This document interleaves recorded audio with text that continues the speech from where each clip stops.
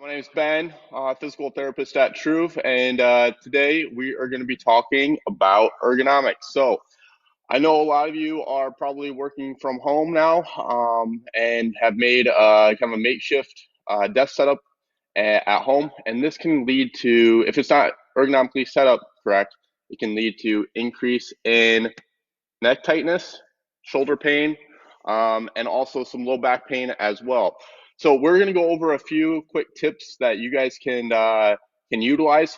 We're not going to go into like super specific, like oh, it needs the armrest needs to be at so and so inches or anything like that. We're not going to get into that in depth with it. But I'm going to give you guys some actionable tips that you guys can utilize today right away. And then if any questions come up, just type it in the comments. I'm happy to answer those as well. So gonna get my tips out here. So one thing that we want to address first is mouse. Okay, so we don't want to have this mouse where it's too far out in front of us. Okay, because the further that mouse gets away from us, the straighter that arm's going to be. All right, and what I want you to do is I want you to put your hand on your upper trap. Okay, that's muscle right here, kind of that connects the neck, the shoulder here. All right, and what I want you to do is raise your arm up. Okay, do you feel that muscle activate? All right, that's your upper trap. Okay, and the further you get your arm out, the more that upper trap is going to activate. It's not going to be the same extent that it was when you raised your arm up, but it's still going to be somewhat active. And then you can imagine if this is somewhat active, even just a little bit for 8 hours throughout the day, it's going to get really tight. This can lead to headaches. It can lead to just shoulder discomfort in general. Can lead to fatigue. So we want to keep this, okay, this elbow at like 90 degrees, okay, like this. All right, we don't want to be out here. So we want to keep that mouse nice and tight and close to us. We also don't want our arm way out here like this. All right, so what I want you to do is put your hand on your muscle here and raise your arm up. Okay, do you feel that same muscle activating? Okay, it doesn't matter if it's straight out in front or if it's out to the side, that muscle's still going to activate. So we don't want to be winging like this either. Okay, keep that elbow nice and tight inside. Okay, so that's a big one. All right, and that's where I see most people that come in and see me. I mean, it's super common is this tightness up here. Okay, and this is one of the first things that we have to address, and it makes a world of difference. So if I could choose one thing for you guys to implement today, it's this one. Okay. Next thing would be armrests. Okay, it goes to with regards to the upper trap. Okay, so these armrests I kind of moved them so they're not appropriate for me. Okay, so you guys can kind of see. All right, so these armrests are a little bit high for me. All right, so you can see how my shoulders are kind of shrugging.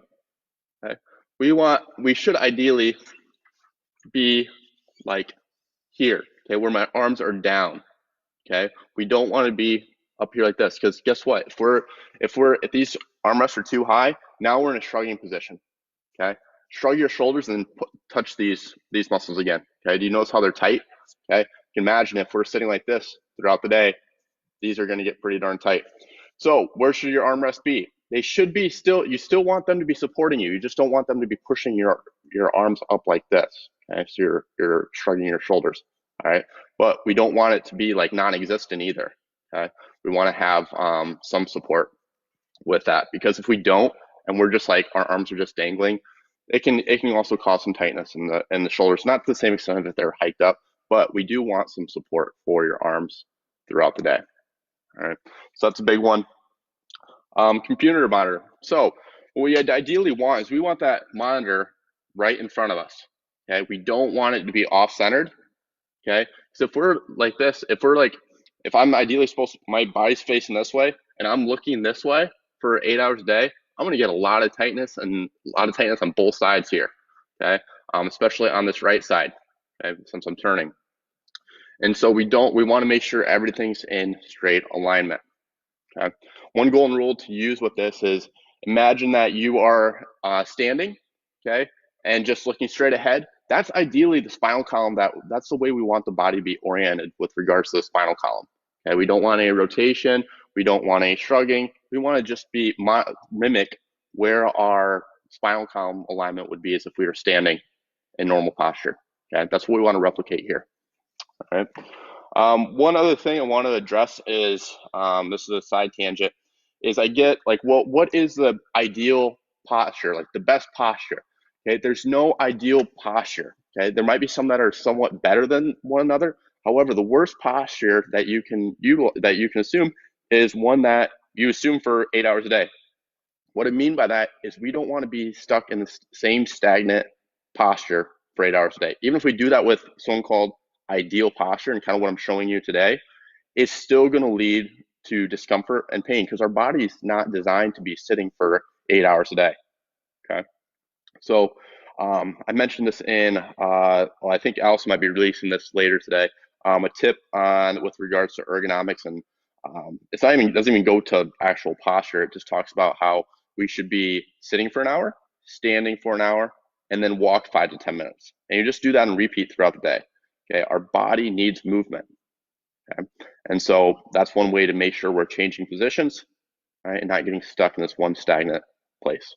Right, and that's going to make a world of difference for not only your neck, but especially your low back as well. Okay, and then let's go over keyboard wrist positioning. All right, so I think you guys can see the keyboard here. If you can't, let me know. But in my screen here, it's showing me that you guys can. So what we don't want is what we ideally would want something here, okay, like a wrist support, okay, to elevate our wrists, okay, something to place underneath my wrist here. Because if I'm here like this and typing, you see how my wrists have to lift up to type, okay? That puts a lot of strain on these muscles here to continuously and repetitively lift up like this, okay? So if we have something underneath here, okay, now our wrists are more in a neutral position. Now do you see how my wrists don't have to lift up constantly?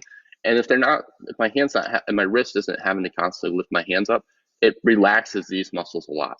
Okay, this can lead to lateral epicondylitis or tennis elbow if we don't have this. Okay, so ideally get a strip or a cushion here to elevate those wrists. Okay, it'll take a lot of pressure off that.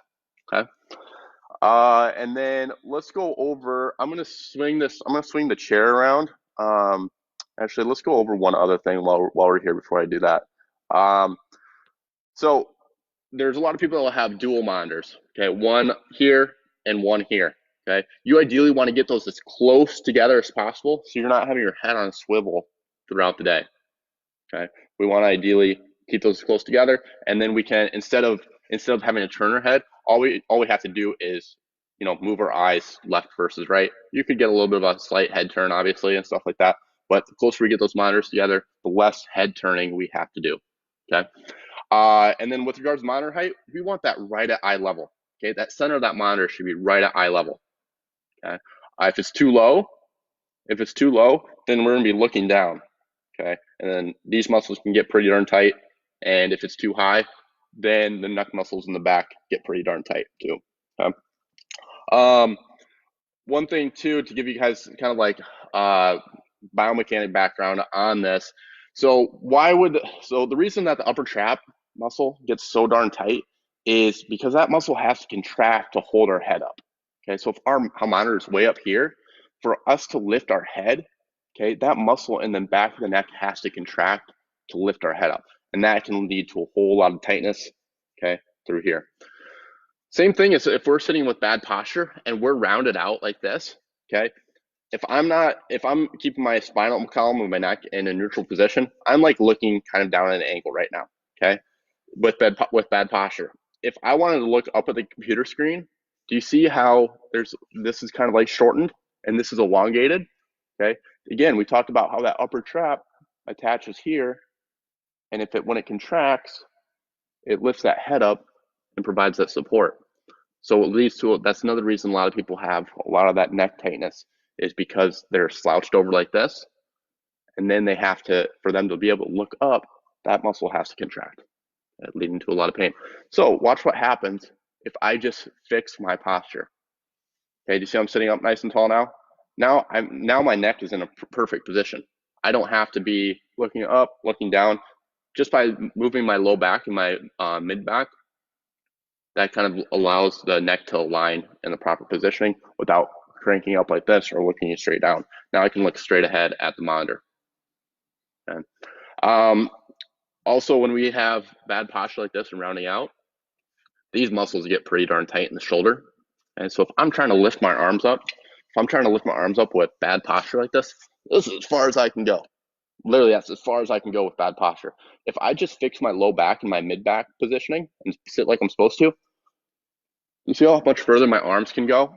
All right. So you can imagine if you're, and this goes back to when everything goes back to normal, and you guys are able to come back into TRUVE and work out again.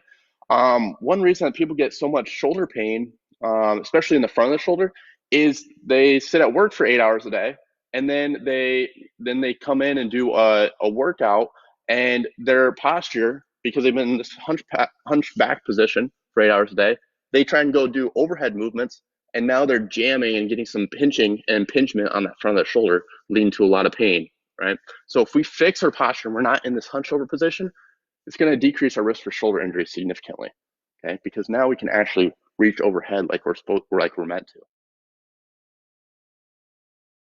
So if I don't have a whole lot of low back support, okay, this is going to lead to slouching, okay, like this. If I can get my low back to have some support, what it'll do is it'll help put me in a more neutral position of the spine. What I mean by that is we're supposed to have a curve in our low back here. Okay, that's natural. Okay, we're supposed to maintain that. You can see if I maintain that, look at my shoulder positioning. Okay, I'm nice and tall and upright. If I lose that low back positioning and start rounding out, watch what happens to my shoulders. Now as far as I can lift up, right? If I fix my low back positioning and go here, look how much further I can go now. Okay, so we can make a world of difference at our shoulder and our upper trunk by manipulating and changing our low back support. So what you can do is you can take, like, if you don't want to go buy anything, you can just use a rolled up towel and place that behind your low back. Okay, you don't want that like way down. You don't want to place that towel way down here. All that's going to do is scoot our hips forward. Okay, and then now we've got a further way to go until our back reaches that chair. It can actually make it worse. So what you need to do is back your hips all the way up to the chair. Then you take the towel and place it and that arch of that low back. Okay, and then sit back. Okay, now that's going to help support that low back and support and help change the biomechanics of the shoulder positioning and that mid back as well. Okay, so a lot of times it's actually the low back that can be causing shoulder pain or neck tightness as well.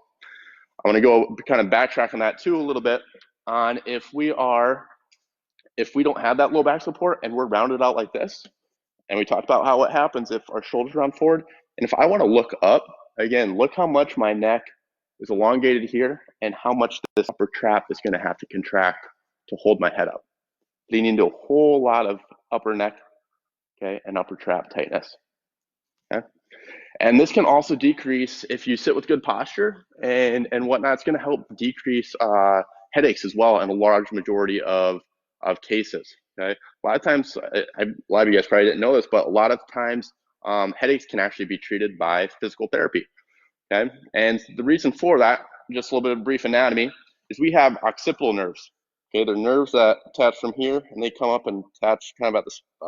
They originate here and then they come around the side of the head. Okay, and if those nerves are triggered or irritated, it can cause quite a bit of headaches.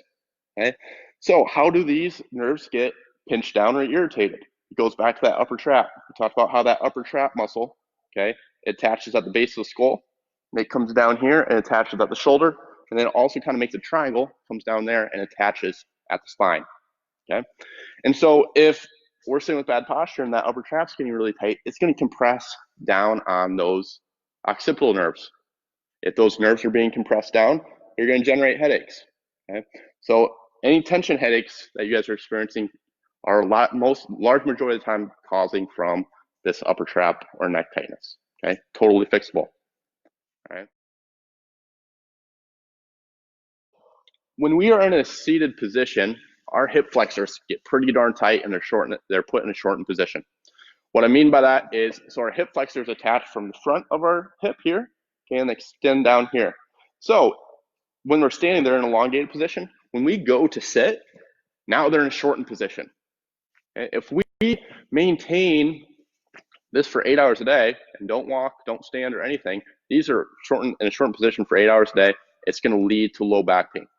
The reason for that is because these muscles have direct attachment to the pelvis. Okay, and if they're pulling that pelvis down, it's going to change the orientation of it. And what's going to happen is it's going to cause an anterior pelvic tilt. What I mean by that is your butt's going to kind of stick out, and you're going to have extra rounding at that low back because you can't stand up all the way because it's causing tightness here. And it just changes that orientation of it. So that's something to be watching out for too. We don't want to be, if we have our chair way too, let me see if I change this height. So if I bring this chair down all the way to the floor, okay, I'm way above 90 degrees here, right? So the higher that these legs get, the more shortened that psoas or that hip flexor is as well, okay, leading to even more tightness throughout the day when we want to actually be walking and moving, okay? So we want ideally your legs to be at 90 degrees, okay? You see my legs here, 90 degrees. They're not super high up here, or they're not or the seat's not super high and I'm like this, right? We want to make sure our feet are still supported, feet flat on the floor, 90 degrees.